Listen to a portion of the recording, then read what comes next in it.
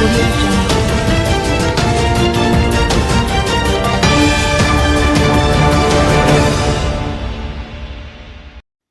Cops find submachine gun in trunk of scrap car. A submachine gun was found in the trunk of a scrap vehicle on Terrell Crescent in Woolston, Kingston 13 on Tuesday afternoon. The high-powered weapon was seized following a snap raid by the Kingston Western Police Proactive Investigation Unit. No arrests were made in connection with the find. The police said the raid was part of a national initiative assault on gangs and the result of continued investigation into the Rosetown, Bentley Lane gangs in the division. Reports reaching reporters indicated that between 2 and 3 p.m., the police carried out the snap operation. During the raid, the police found a Smith & Wesson submachine gun in the trunk of a scrap motor vehicle. A magazine was affixed to the weapon and contained 122mm cartridge. The firearm was seized and taken into police custody. Remember lockup duties, senior JP Empress colleagues. Recently, re-elected president of the Trelawney Justice of the Peace Association, Kenneth Grant, is appealing for more Justices of the Peace JPs to make themselves available for visits to police station lockups in the parish. He made the call shortly after the entire executive body of the Trelawney Justice of the Peace Association was returned en bloc during their first annual general meeting held at the Abundant Life Ministry Bounty Hall in the parish on Monday. A lot of us have not been participating in the police lockup checks, and I want justices to know how crucial it is for us to do these lockup checks, because sometimes some of our own brothers and sisters are in these lockups and the conditions and treatment are far below what it is supposed to be, the outspoken Grant stated. We need to perform our duty in ensuring that the persons in the lockup are being treated well. I try to press home to justices all the while. Please let us do the lockup checks, he added. Other members of the executive body who returned to the en bloc included Junior Rotary, Carlton Garden, Devon Brown, Marvet Webb, and James Tweedy. JUTC fleet further expanded by largest single bus acquisition. The 100 new compressed natural gas CNG buses that were formally handed over to the state-run Jamaica Urban Transit Company JUTC on Tuesday represented the largest single addition to the entity's fleet. The fleet already includes 25 CNG buses, and the addition of 100 new units is expected to significantly expand the JUTC's capacity to provide cleaner and more efficient service. The provision also signifies the government commitment to improving and building out the public transport sector. Prime Minister Andrew Holness, who addressed the handover ceremony at the JUTC's Portmore Depot in St. Catherine, said the investment will seek to reduce incidents of theft of fluid and parts from the JUTC fleet. As we move to change out the engine fleet of these to other forms of fluid-driven buses, CNG and electric buses, we hope to radically cut the theft from the JUTC fuel and parts to ensure that those saving both in the cost of the fuel and the theft of the fuel are passed on to more convenient into buses for people of Jamaica, he noted. The buses which arrive on July 15 will be deployed to delivery services across Portmore, Spanish Town and other areas in St. Catherine. Notably, 12 buses from the JUTC fleet have been sent to the Montego Bay Metro Company to bolster service in the Montego Bay area. This number will expand the fleet servicing Jamaica's north coast from 6 to 18, representing a 200% increase.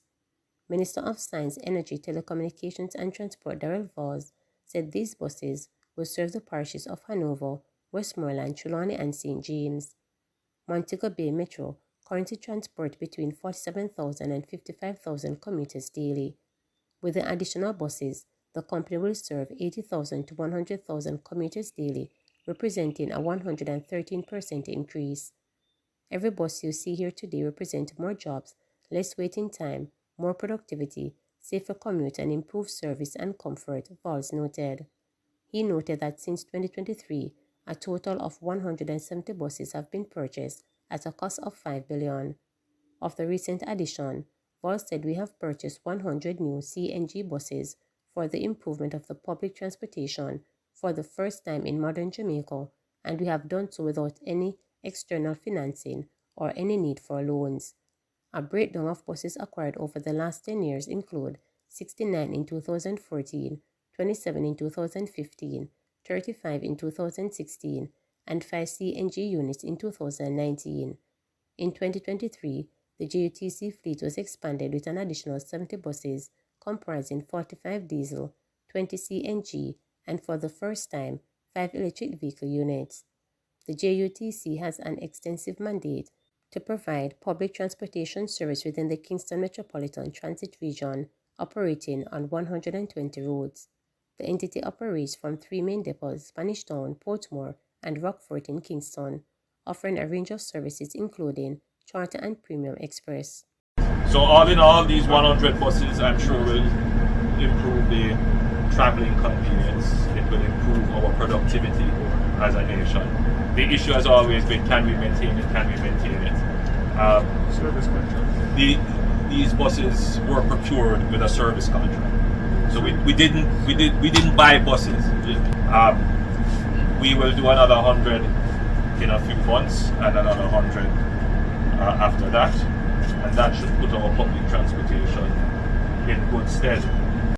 One of the things I want to draw attention to would be the number of cameras that are on the bus. I understand that there are 13 cameras on the bus. At the back, in the center here, at the doors and external. So the driver has a full view of what is happening. And that of course helps to moderate behavior on the bus. My understanding is that the feeds are captured. So if incidents were to occur on the bus, we can review and track and trace.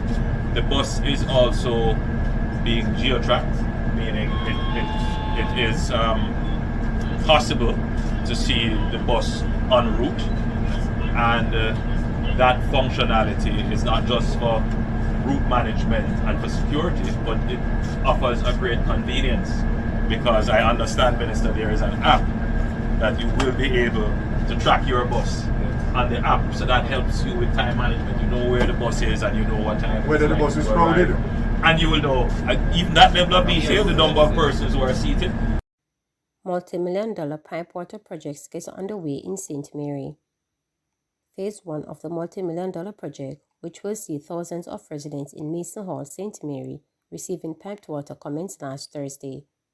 The pipeline work, which is being undertaken by the National Water Commission (NWC) in partnership with Rural Water Supply Limited, is expected to be completed in December. Water Minister Matty Samuda and a team from the Ministry of Economic Growth and Job Creation, Western St. Mary Member of Parliament Robert Montague, representatives from the NWC and the RWLS participated at the initiative. This is following on the commitment of Mason Hall to commence a long-thoughted water distribution shortage and lift project, commented Samuda.